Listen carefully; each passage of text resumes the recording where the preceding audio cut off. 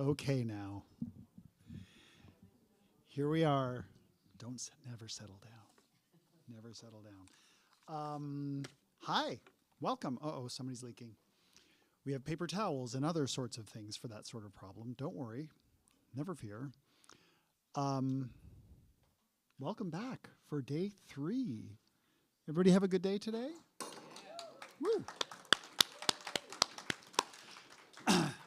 We are here on Wednesday for our final faculty event of our 2nd annual Queer Week, and we're very excited to welcome writer Andrea Lawlor and one of my favorite human beings, and another one of my favorite human beings, Celeste Lecesne. This is what you call going out with a bang for Verdant. So we're going to get started in just a second, but not before I mention that the sign-up sheet for tomorrow's student reading is marvelously filling up, and I want to thank you all for having the courage to sign up. You're going to really have a great time. You're going to be rewarded amply by doing so. So thank you. If you haven't done so, please do consider doing so. It's a great night. It's my favorite Thursday night, my favorite night of the week, every single week all summer long. So let's see, what else? Anything else I need to mention? Anything else I need to mention? Phones. Phones, thank you. Turn them off. Bathrooms are down to the left if you need them. Andrea and Celeste will be signing books at the back of the room after the event, so be sure to get your books signed. And there are more books by this week's faculty at the back, and also more books by all summer's faculty and other FOC-related writers in our library in the middle of the gallery. We have a really terrific exhibition on display right now. It is curated by past FOC fellow Matt Bollinger and features work by, now it's working. Should I repeat everything I just said? Did everybody? Okay. I'm just kidding. Tricked you. Gallery, go see it. It's really beautiful. And as always, big shout out to East End Books for helping us manage our. Jeff watches all of the live streams, so I have to say that every week or else he gets me. But he also deserves it. It's a great partnership. Also like to give a shout out to the Arts Foundation of Cape Cod and the Cape Cod 5 Foundation for generously supporting our public programming in the summer.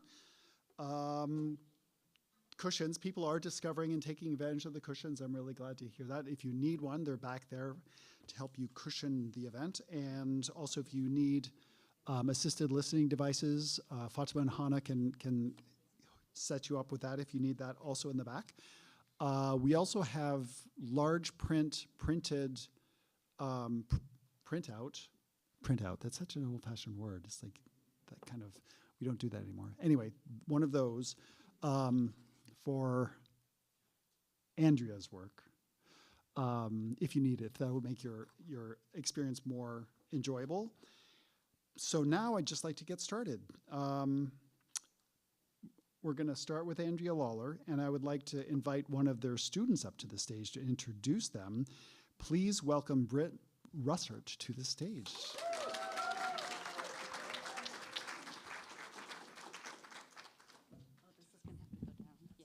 Thank you. Okay, that's perfect. Thank you. Hi, everyone. Hi. I'm going to get to the sweet stuff, but let's start with the credentials. Andrea Lawlor teaches creative writing at Mount Holyoke College. They are the recipient of a Whiting Award for Fiction, and they have been awarded fellowships by Lambda Literary and Radar Labs. Lawlor was educated at the University of Iowa, Temple University, and at UMass Amherst MFA program for poets and writers. I think I'm legally obligated to go, woo! Their publications include a chapbook, Position Papers, from Factory Hollow Press, and a novel, Paul Takes the Form of a Mortal Girl, which was a 2018 finalist for the Lambda Literary and CLMP Firecracker Awards. Paul Takes the Form of a Mortal Girl, originally published by Rescue Press in 2017, is now out from Vintage Knopf in the US and from Picador in the UK and in Ireland. Lawlor's work has appeared in the New York Times, Plowshares, Jubilat, The Rumpus, the Brooklyn Rail, Encyclopedia, and Mother.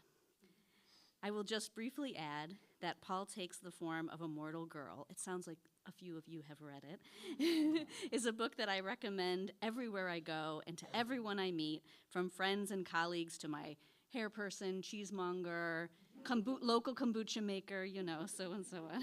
It's beautifully written, it's fun, and it's so damn filthy. It's my hanky in novel form. It really is. You're like, I have good taste and I'm filthy. You should read it. It signals a lot. Okay. At home in Western Mass, I know Andrea as a beloved writer, friend, partner, and Baba. For years, I have heard from both friends and students that they are an incredible teacher. It has been such a joy this week to be able to see that side of them firsthand as a student in their workshop. Our workshop has been wonderful, and I'm already feeling sad about it coming to an end. Andrea is a thoughtful, passionate, and caring teacher. They are also impressively organized.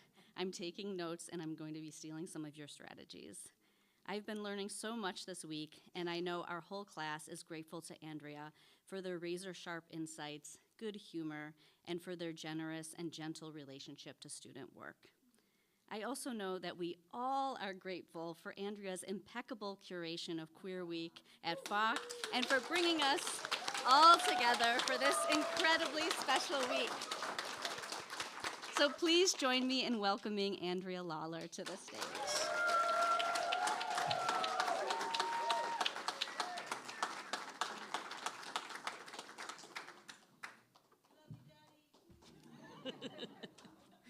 Okay, here we go. I'm gonna, well, thank you, Britt. That was so beautiful and so moving. And I really want to thank everybody who's here. Thank you for coming. But of course, a special thank you to David and Sarah and Hannah and Fatima and everybody at FOC. And I want to thank all the other faculty. I do feel like this is the place where I'm gonna brag. I feel like a fucking genius, right? Am I right? Okay, I love us. I mean, I think this feels very home to me, and I want to thank my students this year and all the students who are here, everybody who's from town just coming to the readings and being part of things, and I especially have to thank my partner, Bernadine, who's been doing a lot of child caring and making everything possible, and also is just, the best editor. And our friend Karina, and all of our friends who are here. It feels really special to be together. It feels like family.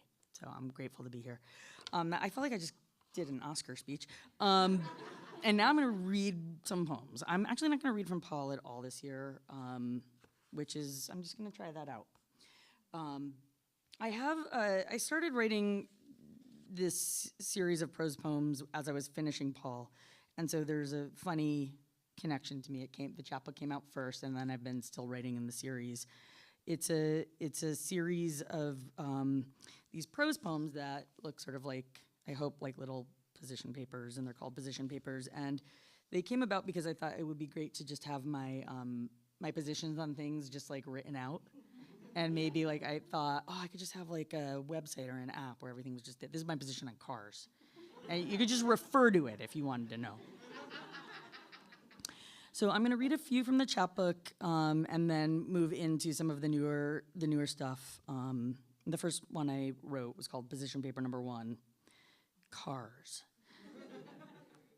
In my country, we will have modular cars. Each car module will hold one person or a storage unit, and we will snap our modules together or apart. In our modular cars, we will not be lonely driving back from dinner or the reading to the same location after coming to dinner or the reading from different locations. We will have the option of going home together, debriefing on the way, so when we get home, we can go right to bed. And we will save fuel this way, though the fuel will not be precious, will be made of plastic waste. Our modular cars will run on composted Apple IIe's, predictor kits, rainbow barrettes, Palm Pilots, and parts of station wagons, which we will train special bacteria to first eat, then shit out in the form of a paste. Fairly compensated workers with collective bargaining rights will collect this paste, and other fairly compensated workers with collective bargaining rights will turn this paste into fuel. And still other fairly compensated workers with collective bargaining rights will deliver, sell, and insert the fuel. Or maybe the workers will come to decisions through a consensus model and not own so much as share the means of production. In my country, 1/7 the size of the current United States and not so federated. Asterisk here to say I think I didn't know what federated meant.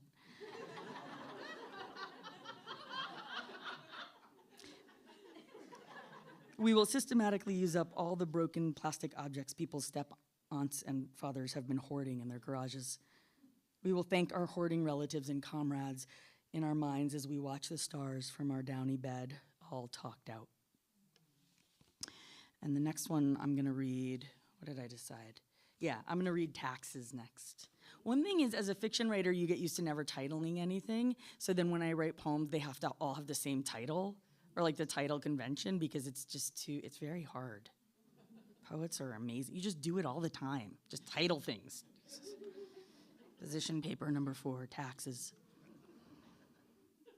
In the new country, the children will read with fascination about money economies when they borrow books from our neighborhood or central libraries, which will be open all night, every night, and all day, every day. We immigrants will try not to worry about the children's games of cash register, which they will play in the common buildings when there's rain, scattering handmade tokens in front of the fireplace. We will try not to call them baby capitalists, even in jest. We will be so kind to the babies, and we will let them pick out their own clothes from the clothing depots. We will not impose our fashion agendas once they are old enough to point. When they are very young, we will dress them in tiny animal costumes, which we will create by sewing ears and tails on earless or tailless garments. The babies will later look at drawings or photographs of themselves and remember in flashes their kittenhoods, lapping milk and sleeping among their litter mates in our arms. This is my position on police. In our new country, we will each take 3 full-year turns responding to trouble situations, once in youth, once in prime, and once in old age. In youth and old age, we will decide and plan, and in our prime, we will take instructions nicely. Remembering perhaps the disastrous and brilliant innovations of our youth, and also piling up ideas for later, should our country's future be at all similar to our present. We will cycle in together, young and middle, young and old, and for the first month of our turn, our group will watch and help the exiting group. We will learn from these levers the current map, which rivers prefer to flood, which animals need migration escorts, whose home relationships need witnessing or interruption, which faults will likely soon rumble, which border towns tend to run out of hostile beds and extra food and welcome packets, which embankments the sea most often batters, the most intricate or obscurely renovated apartment complex layouts, the rough location of any ongoing imbalances. Before and during our terms, we will study rocks, water, earth, animals, urban planning, computational modeling, shame, panic, mental illness, how to talk kindly to many other people, the brutal histories of the old countries. In our groups, we may choose to take and refine certain roles: brawn, empath, fast thinker, pessimist, prevention teacher, chef. Or we may all share all. We will spend our year in the town or neighborhood where we know the most people and where we are the most known, living together in a central whereabouts.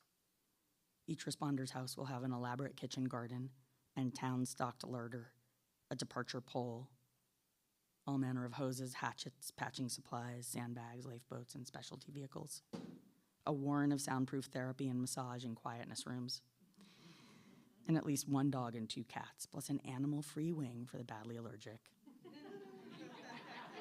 That's for straight people. When chaos reveals itself, as it does and forever will, we will meditate for a short or a long while before we move on. Those are a couple from the position papers chapbook, which I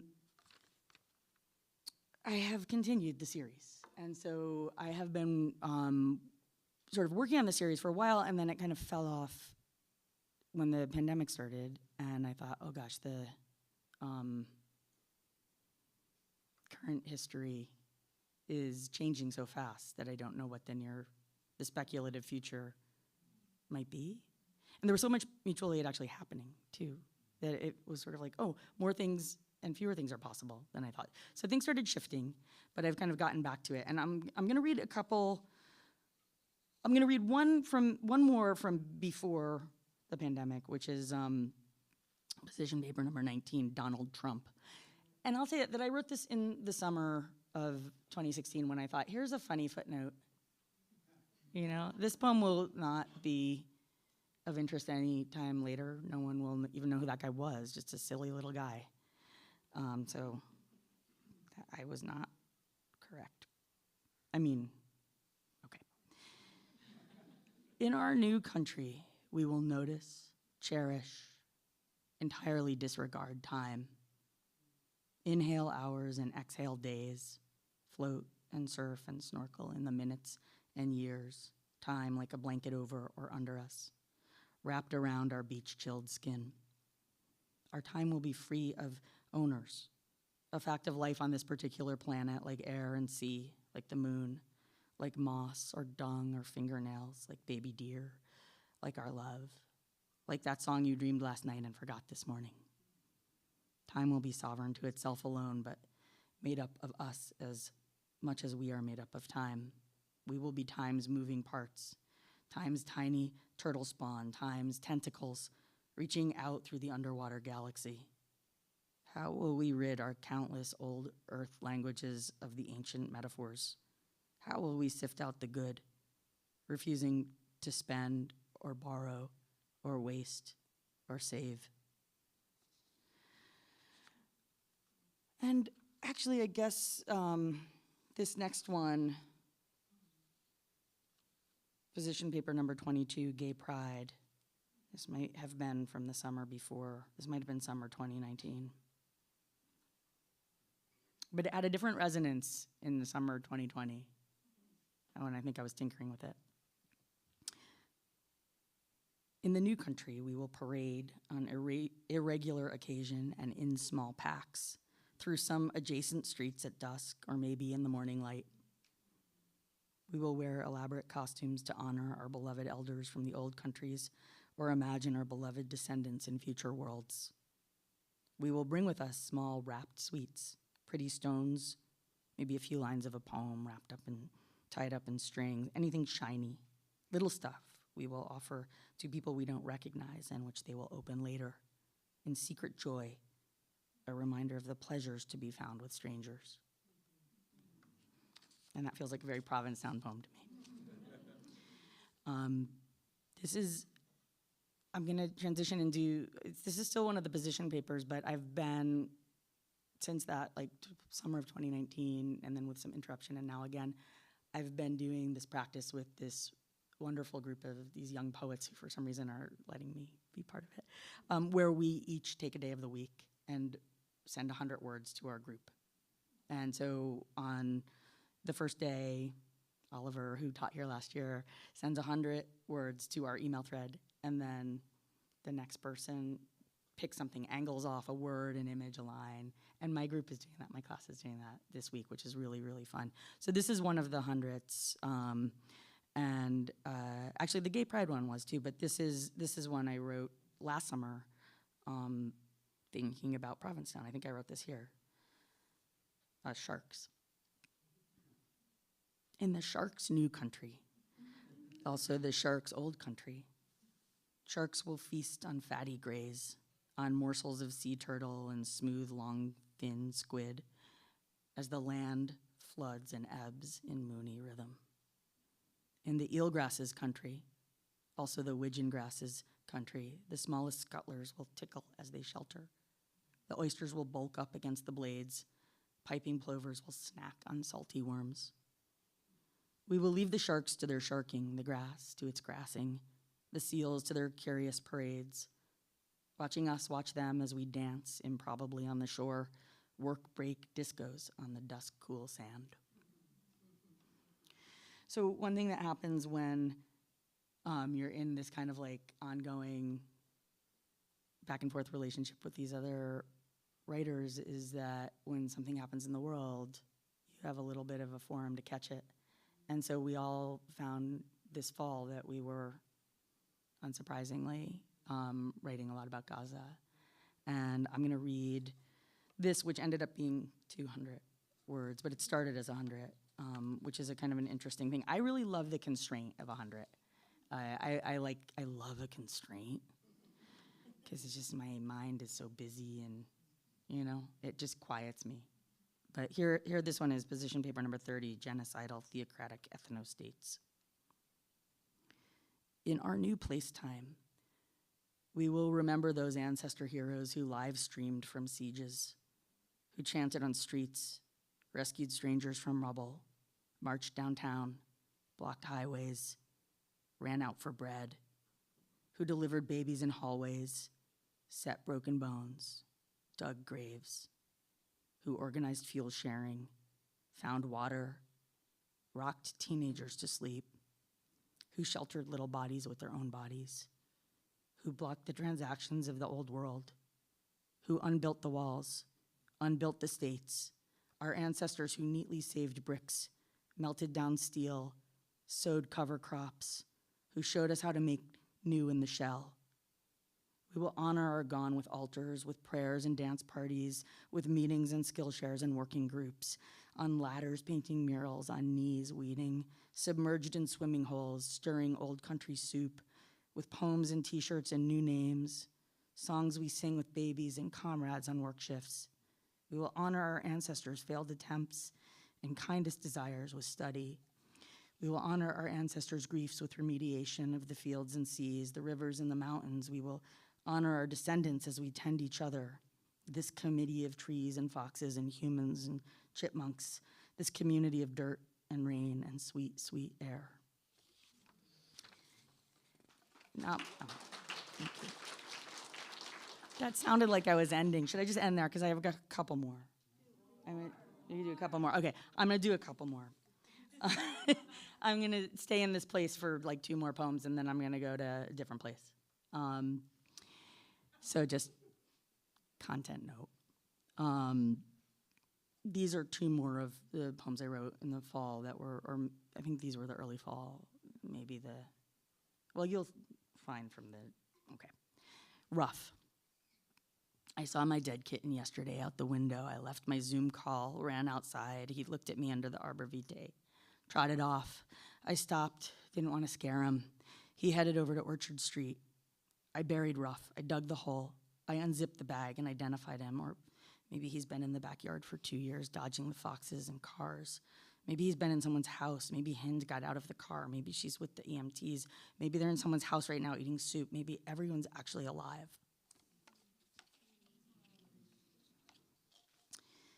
Everyone who wasn't there. We're not there. Hundreds not there. Millions watching live-streamed friends march. Our live friends watch and march. We all watch the war on little slabs in the bathroom at work, in the kitchen. It's not a war, we say. What is this wall of death? Not a war. We watch Gaza go dark. The lines cut. The lines cut again. We watch for friends we'll never meet, whose poems we'll never read. We watch strangers cry out into the bright box of the world, cry, save us. We watch the dark box in our dreams, the bright slab. We night stream white dust. We night stream rubble. We watch men in suits talk outside buildings, dead streaming their death drive. We watch the sun come up in Gaza on our bright slabs, the earth, the sun, the river, the sea.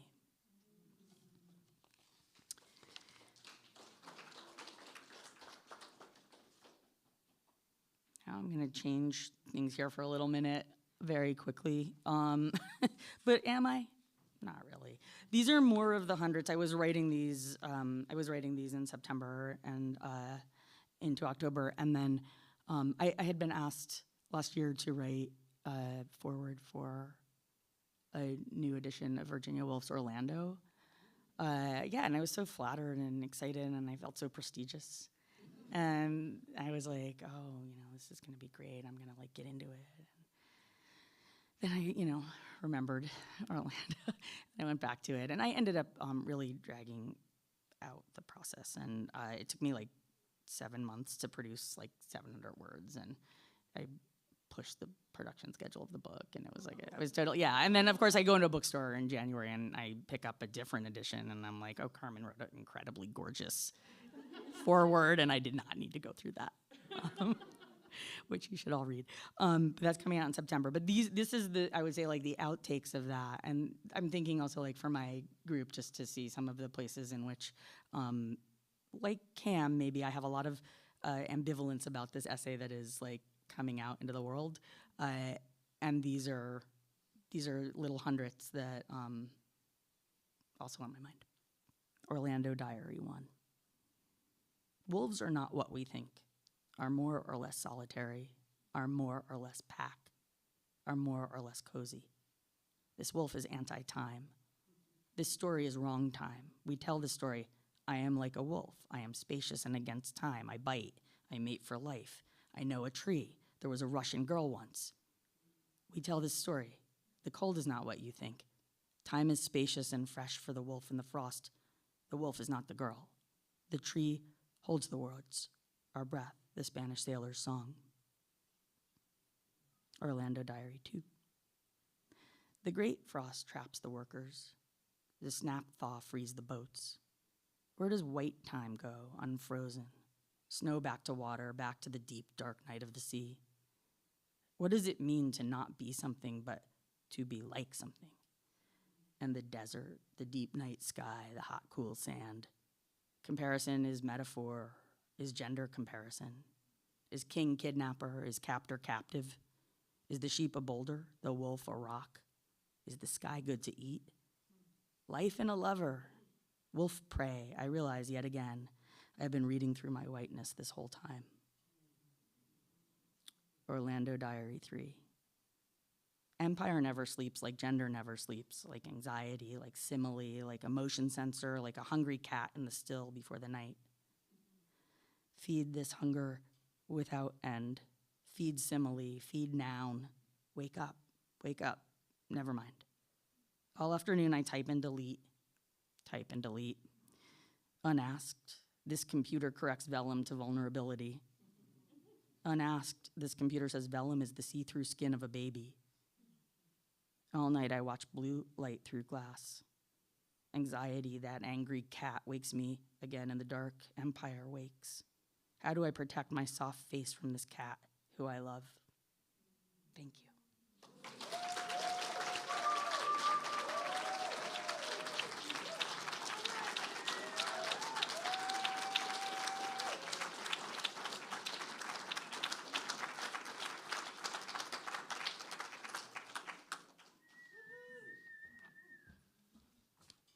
What the? Can we please have another big round of applause for Andrea Lawlor? Brings it. You are a fucking genius. And I love that one of the things that got reproduced into the Fuel was Palm Pilots. That's really very specific and maybe mine. Okay, we're going to continue with Celeste Lecesne, and I'm just going to say a few words about Celeste before we bring him up. I first met Celeste Lecesne 2 summers ago when I just started working here at the Fine Arts Work Center. I was immediately struck by his curiosity, his lightness, his charm. My mind was blown by his faculty talk, which was actually a performance of a small part of a one-person show he had written called Poof. It truly was a truly amazing 20 minutes that made me believe in magic. When we started to talk about his workshop this summer, he had an idea to do something completely different than what he'd done in the past. A collaboration between Falk and the organization he co-founded, the Future Perfect Project, to make it possible for Cape Cod LGBTQ youth to tell their own stories by creating an episode for Future Perfect Project's podcast called I'm Feeling Queer Today. The shape and form of this workshop has evolved and morphed over the months, and what is happening in the workshop this week is pretty different from what we had originally imagined. But what has not changed is Celeste's core belief in the young people he works with and their ability and need and right to tell their stories in ways that make the most sense for them. What has not changed is Celeste's ability to move through the world powered by love, to live his life with love. What has not changed is that Celeste remains, in the best possible way, a force of nature. He has been an inspiration to me, a comrade and a good friend, and thanks in good part to him, I still believe in magic. Celeste Lecesne is a writer, actor, and activist who is the founder of the Future Perfect Project, which facilitates and amplifies the voices of LGBTQ youth by facilitating spaces and artistic opportunities where queer youth create honest work, utilizing its resources to produce the work they create and broadcasting it to a wider audience. Celeste wrote the short film Trevor, which won an Academy Award for Best Live Action Short, and is the co-founder of the Trevor Project, the only nationwide 24-hour suicide prevention and crisis intervention lifeline for LGBTQ youth. He has written 3 novels for young adults and created The Letter Q, a collection of letters by queer writers written to their younger selves. Lecesne was the executive producer of After the Storm, a documentary film that tells the story of 12 young people living in the wake of Hurricane Katrina.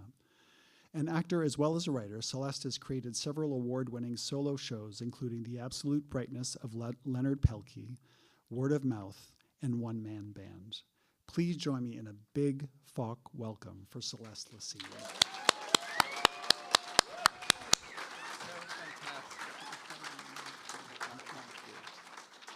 Thank you. I didn't think Provincetown could get any queerer. And then along came Queer Week at Falk. I was like, oh my God, the only thing missing at Falk was a whole week dedicated to queers. And thank you for inviting me to this week and putting me in this lineup. It's been just such a joy to just be in this juicy, wonderful environment where I think where we all understand how hard it is to be an artist, but we also understand how incredible it is to be queer and to be a queer artist. And I think they're synonymous, really.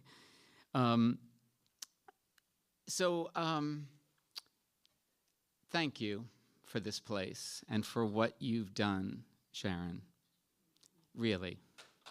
And I know it takes a lot of people to make this happen, but under your stewardship, it's been a thrill.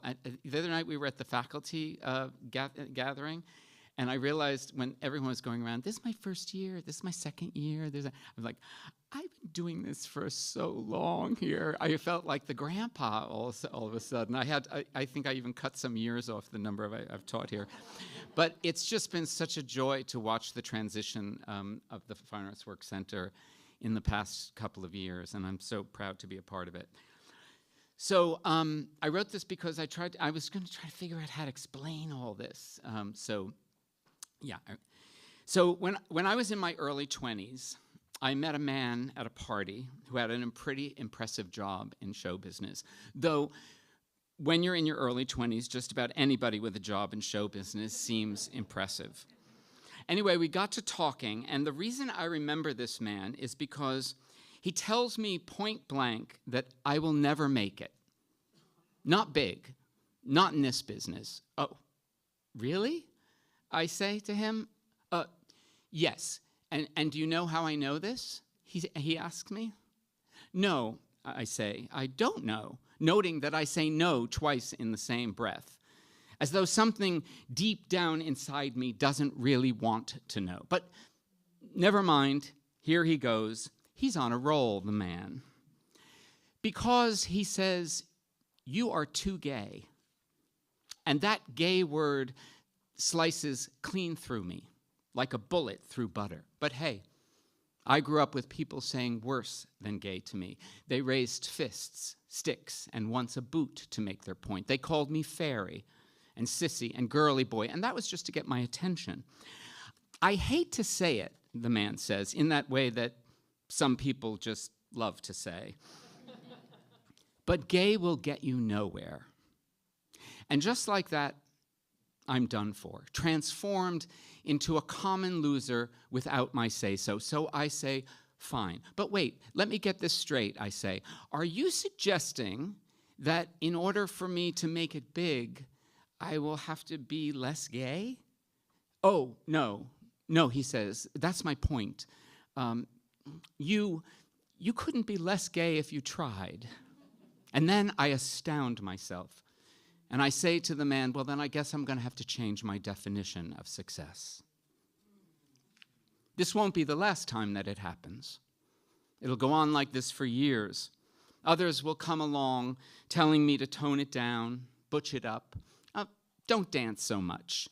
Gesture less, lose the lisp, wear a tie. Don't be such a girl. I'm sure I'm not alone here. The cautions might be different, but I'm sure that many of us have grown up with people telling us we'd be better off to be someone other than ourselves, as if such a thing were possible.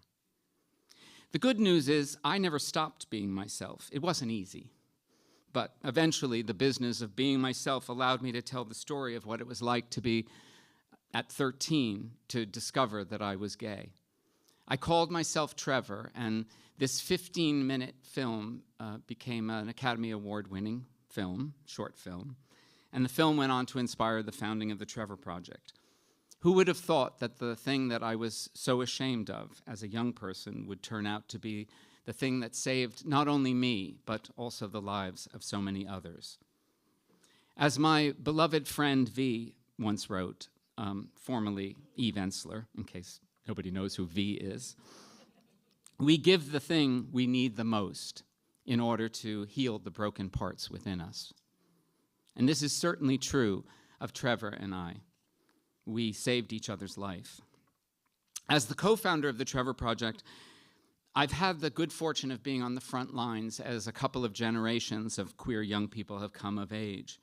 And I'm grateful that I lived long enough to see a community coalesce around this idea that everyone has the right to be themselves, just as they are, to love who they love, to dress as they please, and to have the world know them as they know themselves. But in 2016, I was traveling around the country, and I began to notice something new, something I'd never seen. Middle schoolers and high school freshmen and sophomores were boldly being themselves in ways that I just had never seen. They gathered like lesser gods, slouched in their chairs, or sitting cross-legged in the corner of a classroom or at an LGBT center. Some of them dared the green or blue or magenta hair, the flash of some fashion-forward statement, proudly announcing their difference to the world, their uniqueness, their desire to be seen as something that had never been before. They had unexpected pronouns, names that defied gender, and a confidence in themselves that was unusual for their age group. Here was a generation of young people who had the support of maybe their parents or their peers or the community or people in positions of power. They were seeing themselves reflected in the media and beginning to believe that maybe there was a place for them in society. These were the cutting-edge Gen Zers, or queerblings, as one group in Arkansas called themselves. Kids who were becoming young adults at a time when queerness was no longer considered shameful. And though this wasn't the case everywhere for everyone, it was happening often enough for it to seem like evidence to me, proof of a new thing coming. Finally, young people were growing up with the knowledge that being queer was not a curse, a burden, or a deficit. It was, for them, a simple fact of life. At the time, I was so excited about this that I reached out to my friend Ryan Amador, and together we started the Future Perfect Project, a national arts initiative dedicated to amplifying the voices of LGBTQ+ youth. We began traveling the country, visiting schools and LGBT centers in places like Alabama and Indiana and Iowa and all the other vowel red states. And we were astonished to find that this revolution was quietly happening wherever we went. Eventually, we added to our team, and we became a small army of big-hearted queer artists who believe that the self-expression of LGBTQ youth is a declaration of a better future for everyone. Because where they are safe and seen and celebrated, everyone is doing better. And I don't know about you, but that's the world that I want to live in, a world where everyone is safe and seen and celebrated. When the pandemic happened, we quickly moved our workshops online, and suddenly we were meeting hundreds of young people all across the country. By literally handing them the mic, we've been building a community around the idea that self-expression is the truest form of liberation. In addition to offering safe, creative spaces for young people to express themselves, we've been creating media projects with them, like animated shorts. We started a record label and made record albums of their original songs. We made short documentaries and a podcast called I'm Feeling Queer Today. And that's what we're doing here this week. In collaboration with the Fine Arts Work Center and with my colleague, Emma Jane Seslowski, and also with our young producer, Lily Mueller, we've come to the Cape to create an opportunity for young people to tell us what it's like to be queer on the Cape. And I just have to say, I have never traveled so much up and down the Cape as I have this week in the whole 50 years I've been coming to this town. I think everyone here knows just how hard it is to be yourself. And this is especially true for queer young people these days, as they get the message loud and clear that they are not exactly welcome as they are. We're only halfway through the year, and already 515 bills have been introduced into state legislatures, many of them specifically targeting LGBT people, and many of them designed to silence and disappear LGBTQ youth from public life. We know this is happening, and so do the young people. According to a 2024 Trevor Project survey, 90% of LGBTQ+ young people said their well-being was negatively impacted because of recent politics. And 39% of respondents said they had seriously considered suicide in the past year. And yet, everywhere we go in the country, we are meeting young people who are queering the percentages. Their determination to be themselves is a force to be reckoned with. Because rather than paying attention to politicians and preachers and sometimes even their parents, they're relying on their hearts and their bodies to tell them what is true. They are looking to themselves and to one another. And in doing so, they are showing us what it looks like to live authentically and sometimes fabulously in the face of no. And right now, we cannot afford to lose the ability to be ourselves. We need it now more than ever. And really, think about the many versions of yourself that you might have chosen on the way to becoming you. Think of how close you came to being someone else.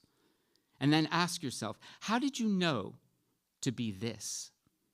How did you know to become yourself? Once when Emma was in the Future Perfect Project, and Emma was there visiting Louisville, Kentucky, we were blown away by a group of queer middle schoolers. And yes, it's true, there are queer middle schoolers in Kentucky. In fact, they're everywhere, as you know. Despite a lot of local and national pushback, despite being teased and ignored and bullied at school, these kids had a kind of over-the-top confidence and enthusiasm about being themselves that was a little scary. We asked them, how can you be so sure about who you are? How do you know? And without skipping a beat, one of them, a sixth grader, said, your heart just tells you and you obey.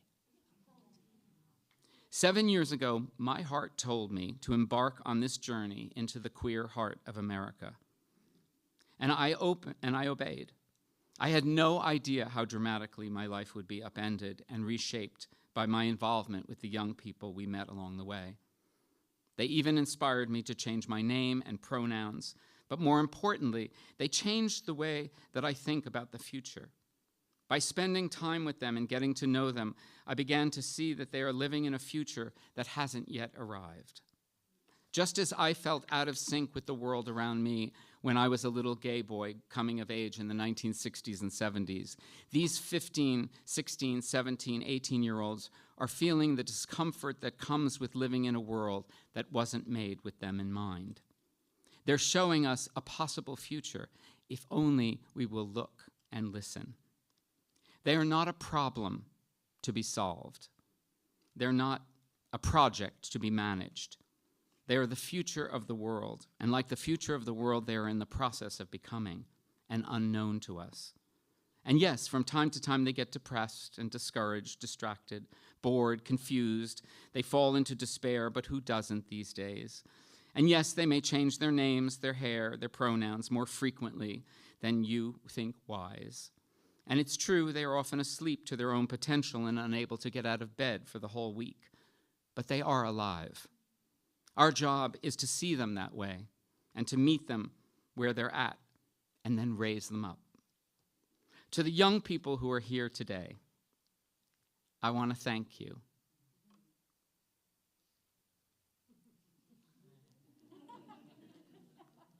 You know who you are.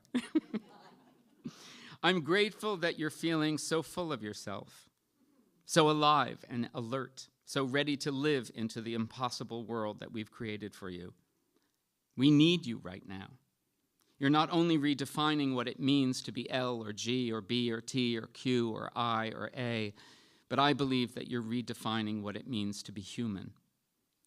And I'm personally grateful because you've given me a new definition of success. You've shown me with your lives what it looks like to really make it big. You've taught me that making it big means making more and more myself, expanding what I call my big S self to include everything skin out, the whole damn world, in fact. Can I make it mine? All of it. Can I include, for instance, you, all of you, whether you are lesbian, gay, bi, transgender, cisgendered, two-spirit, androgyne, questioning, queer, intersex, asexual, pansexual, non-binary, gender non-conforming, hetero, or just some undeclared freelance superhero on the fly. Can I make you mine? Can I stand to stand in your shoes? Or better yet, can I stand maybe right here while you sit right there? And remember that together we are what it looks like to truly make it big. If we're to have any kind of future in this world, we're going to have to expand our stories to include the others, all the others. So to the other people here, to the older people here, sorry, to the older people here, shout out to the older people. I invite you, I challenge you, I dare you to start by spending some time with a young person in your life. And if it's your kid, maybe somebody else's kid. And listen to the stories they are telling you with their lives. Don't be so quick to tell them what they're doing is wrong, or how it was for you when you were their age. Listen, really listen, and try to hear the sound of the future coming through them loud and queer. And then I dare you, do everything you can to help them make it big. Thank you.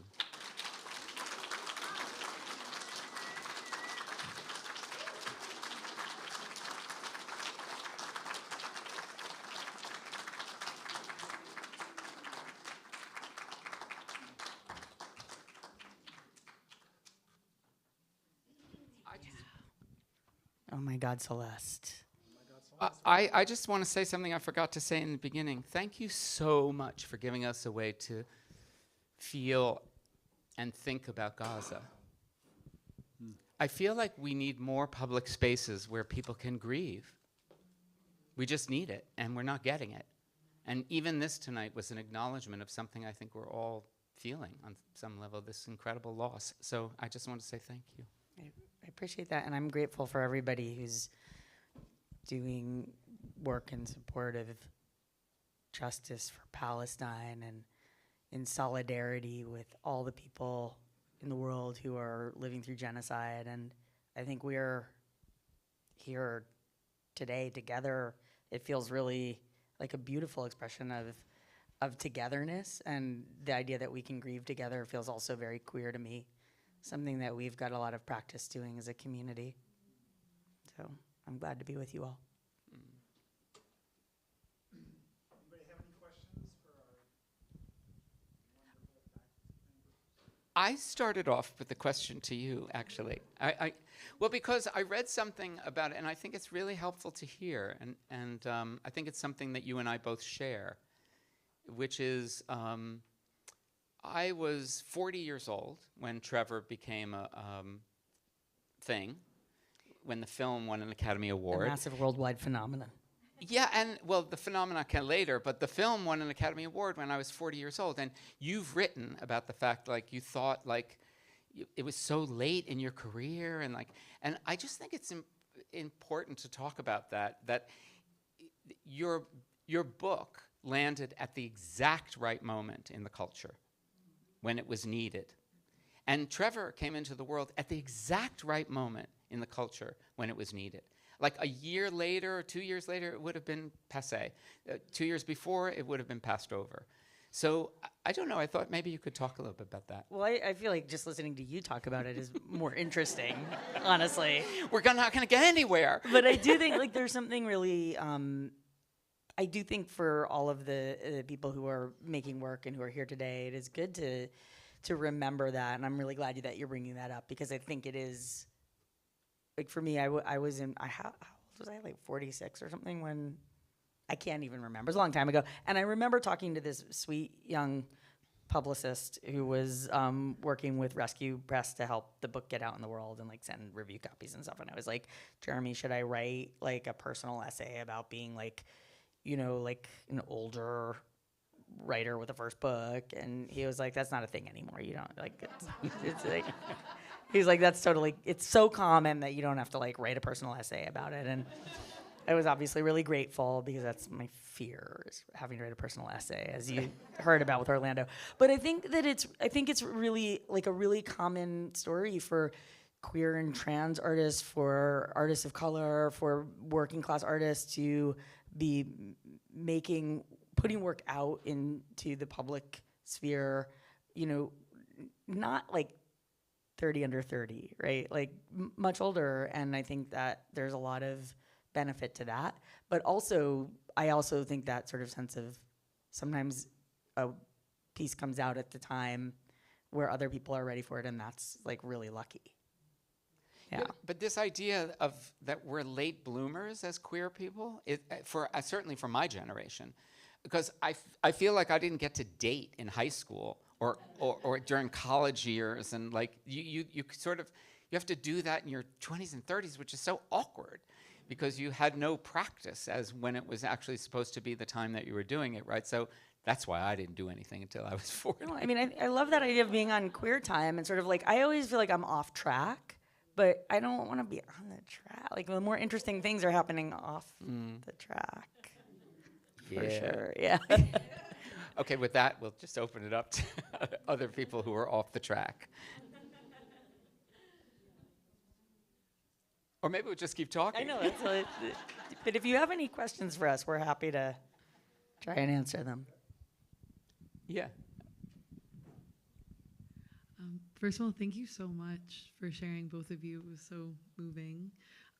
Celeste, I just wanted to ask you, doing this project and speaking with youth, I'm curious if there's any stories or just any insights that have proved surprising to you since you've been doing this work for so long, or even with your collaborators, if there's anything that's been surprising this week. Every day is a surprise, and this week has been a real big surprise. You know, we are very pivotal, is what I keep saying, is that we have to, as older people, we're being called on to be really pivotal, to pivot really quickly. And young people are showing me how to do that. And I'm so grateful to them for giving me that facility at this point in my life. You know, there's so much I can say, but I think the thing is, what I said in the piece is that I find it astounding that we're actually getting to witness this change in the narrative around queer young people. that they are not, like, we have to expand this narrative from that they're all suicidal and they're all depressed, and we just have to. And we have to because they want us to. You know, when we were doing the podcast, we did a pilot, and which Lily was a part of, and we said, what do you want the first episode to be? And they said, joy, queer joy. With all due respect to your trauma, queer joy. We wouldn't do this, we wouldn't be this if it wasn't a source of joy. And that's the part that's not talked about, and that is what they're doing. They're beating the joy drum. So, you know, listen to them, and they're listening to their hearts and bodies. And I feel that with this current world that we're living into, with not just, you know, we won't get into all the ways in which our autonomy is being taken away, and that's why they're after these young people. Because they're listening to their bodies and their hearts. And if that gets out, and that looks good, and we're trying to make it look good, aren't we? It's Queer Week.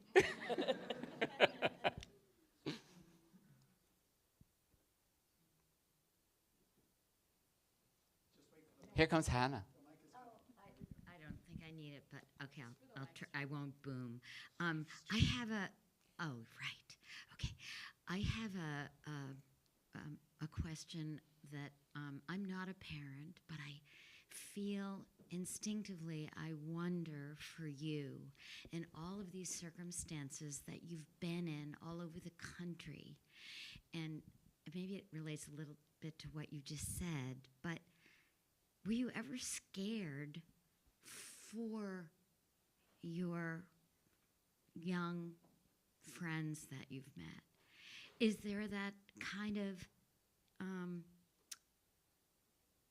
parental kind of concern for situations that you would just feel, have you ever felt afraid for them? That's such a great... I'm asking that after you talked about the joy. That's a really good question. It's a really good question. No. Great. No. That's look, like all of us, I'm scared about what's about to happen if that happens. I'm scared about what could happen to them. And part of the Future Perfect project, I'm so grateful for this work that we get to do and the people that I get to work with. You can't even imagine how fantastic the team of people that we work with are. Like, we're just so dedicated. Because this is either going to document, we're either documenting something that happened and almost bloomed, and that would be a shame, or we're documenting the beginning of something that nobody's documenting. Like, this is an amazing possibility right now in our development as a species. Either we're going to listen to them and let them lead the way. So I think that when I think about them living in the future, it takes away the fear for me, because I had no fear when I was 15, 16, 17, 18 years old. And I was living through terrible times. I just didn't have it. And I'm not saying that, I'm not bragging. I'm just, I didn't know enough to be it. And the world needs that kind of confidence. It needs it right now. I will just say, as a parent, I find that perspective very helpful. Yeah, and very, I think, that's a thing that people who maybe aren't parents can do also, is remind everybody, we can, trust that. Yeah, remember yourself. Remember who you are, and who you were. That part of you is still alive somewhere in there, right? And being around the young people, I think it's why people don't love being around young people so much, and they talk shit about them, and it's because you get around them and you ask yourself questions. You end up with painted nails and a different name. That's not good for business. Right? I love that so much, that you've let yourself be changed by working with young people. That to me is it's so beautiful. I had no choice. Yeah. I'm just going to, at the expense of talking too much, I'm just going to say During the pandemic, I was in these Zooms. They were in their bedrooms. You know, it's incredible to me that I had this opportunity. And it was like being in a chrysalis. It was like being in some kind of chrysalis to watch these young people change their names from week to week, their pronouns, and try different names out. And, oh, okay, Virgil, okay. Okay, arson. You mean like the crime? Yeah, okay. Okay, hey, arson. You know, and what happened to me was that in the midst of that, I remembered myself. And when I use the word remember, I remembered myself. Like I suddenly was like, wait, where is that child? And my middle name was Celeste. A word and a name that I was terrified that people would find out. I lived in terror. My mother told me it was a man's name in France. I was like, we live in New Jersey. It's a liability. And suddenly, you know, in my 60s, I suddenly went, oh, Celeste. And now, the thing I say is every time someone calls me Celeste, a little queer angel gets its wings. Because it's too good. That. You know, I've never changed my name, which is Andrea. That's the name my mom gave me, but I have for many, many years said to myself, well, it's a man's name in Italy. Oh my God, we've met our... That's so great. Maybe for a week I'll go by Andrea. You can go by Celeste.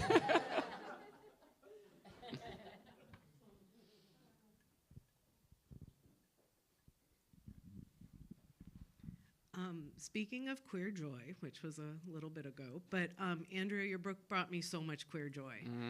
It's one of my favorites. Your students said it, but I do recommend it to everybody. And it's not just joy. I mean, there's other parts, emotions that come up in the book, but how is it so unique and then also feels so universal? You're very kind. There are so many amazing, joyful, queer books, and I'm happy to give recommendations. And also, I think that I think that when people are, a lot of people say this, but when you are very specific and particular, you kind of get to the universal that way, right? So I think it's like it's thinly veiled autobiographical fiction. I mean, until it's not, right? But I think that just, you know, right, I was talking about this with my group the other day. It's sort of like I was writing really for like Gen X queers. Yeah, and everybody else is welcome. But it took me a little bit of a while to figure that out. And I think that's sort of, like, as a writer, I would say, like, just write your weird, specific thing.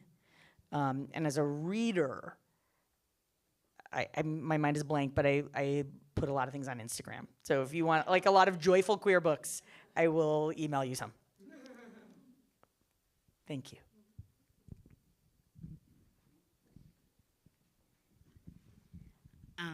Thank you both so much. I feel like you've both done such incredible things for our communities. And as people who move and organize in communities in profound ways, what do you think are like agreements or vibes or understandings or structures that could help us to collectively process and grieve, you know, lockdown, the genocide, other things, you know, all the anti-trans laws happening? And what moments have you found them to be successful, to have a public kind of processing or reckoning that has felt like it's helped move the community in a more meaningful and productive and positive direction? Wow. I feel like this is really your wheelhouse. Really? No. I mean, I'll say very quickly. Yeah. Like, for me, the thing that is so moving is watching contemporary movements learn from older movements. And so there was I talked about this with my students a lot this year in different classes, but there was this really powerful action that JVP New York did. Jewish Voice for Peace in New York did an action in Grand Central Station that was a cover of an action ACT UP did. And that was really moving to me, in part because so many wonderful queer and trans organizers who are in JVP were also in ACT UP New York. And, you know, it's sort of like the movement, it's not like, oh, that's history and this is the present. There is so much intergenerational queer and trans learning that can happen and sharing, and we are really lucky, you know, in these communities to be able to have that. And it's not like the knowledge transfer isn't always like the nuclear family, you know, and that to me is really so powerful. And I think we see a lot of that. So that's the thing that gives me hope, and is the place where I feel like, oh, that's who I want to be around. So, yeah, thank you for asking that. Yeah, and I would just echo that and say the thing that I've learned from young people, one of them, many of them, but many things, but I'm so impressed. This is the first generation of queer young people who actually know their history. They actually know who Marsha P. Johnson is, and Sylvia Rivera and Harvey Milk, and they know these people, and they're icons to these young people. So, you know, that's very helpful. I just want to do a plug for, we did a series called Queer to Queer, where we paired up young queer activists in their 20s with older queer activists in their 80s and sat them down for a conversation with each other and then edited it, and it's online on our website. It's so moving. These incredible, the wisdom goes both ways. And the thing that I've learned that's really encouraged me about the world is that these young people, especially queer young people, they have a dedication to a larger tent. They really don't care about labels so much. You know, Lily once said something beautiful on our podcast, which is labels are really, what did you say? They're really helpful when you're giving your labels. But you labeling somebody else, not so great, right? I mean, so brilliant. And part of that is to say everybody's welcome. Like, we're a queer community. It's why the word is so great, because it's not about who you're having sex with. It's not about how you identify. It's just your relationship to the world. And everybody's welcome in that tent, really. And they're modeling it for us about what it looks like to live in community. So that's a great thing.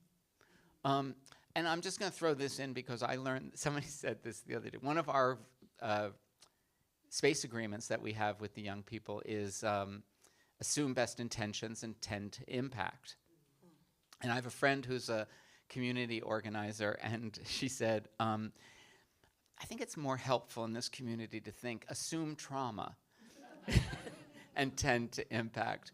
Because in our community, we've all suffered some discordance with our environment, right? And so if we could, and I don't mean that in a flip way, assume trauma, but really just assume that we've all had some journey that has been very, very tough, that has made it difficult for us to love and to work and to be, right? But together, we're learning how to heal each other and ourselves. So I don't know if that's helpful, but it's what came to mind.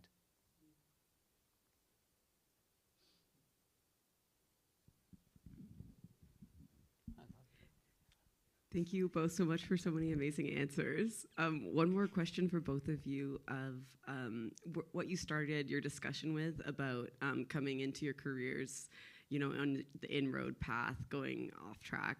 In the time leading up to that, were there kind of skills or strategies for perseverance and resilience in your artistic practices to keep that momentum going up to leading to these breaking point moments?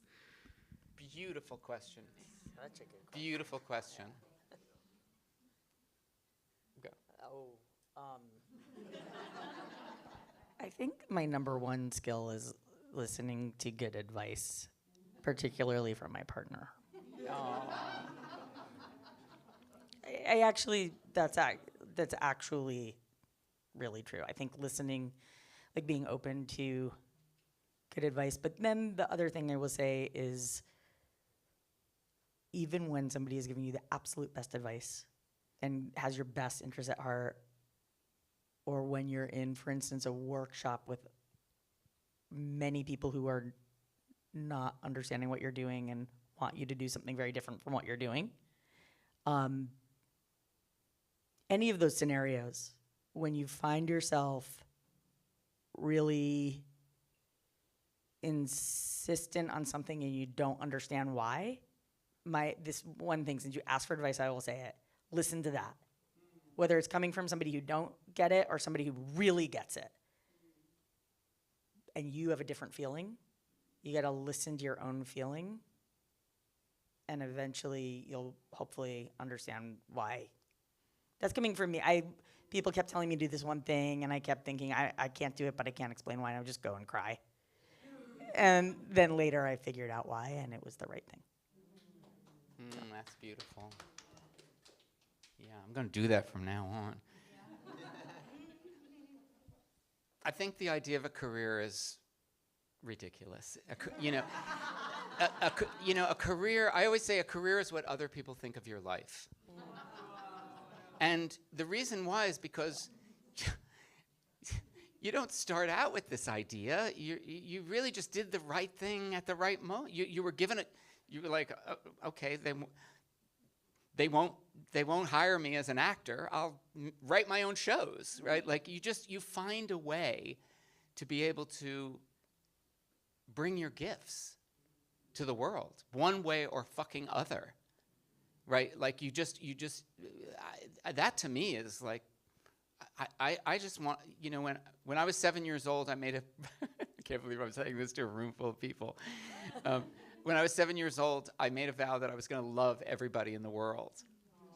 And every night I would check in with myself, like, did you really include everybody in that room? Like, did you, And then I kind of forgot it for, I don't know, 30 years, almost 40 years. And one day, standing on a street corner in Rochester, New York, freezing cold, it suddenly came back. And it's that thing. It's that thing. That, my saying I'm going to love everybody in the world was really I just want to give something. And I think that is the and it's love, really. I mean, but it's in the form of art. And that's what makes us want to be in the world and to be artists, is that we want to give the world something. Sometimes it's rough, sometimes it's open-handed, sometimes it's like, oh, come over here and see it. But we want to give it. And I think nothing should stop you ever from that giving. And that takes a lot of forgiving. You just got to be forgiving. That's my advice. There's a place to stop. That's a place to stop. Yeah, that was beautiful. Can we please have a really big round of applause for Celeste Lecesne and Andrea Yay, everybody. Lawlor. Thank you so much for coming out. Woo! Yes! Let's make it look irresistible. Remember, they'll both be signing books at the back, and please come back tomorrow for student night. Have a great night. Thank you, everyone.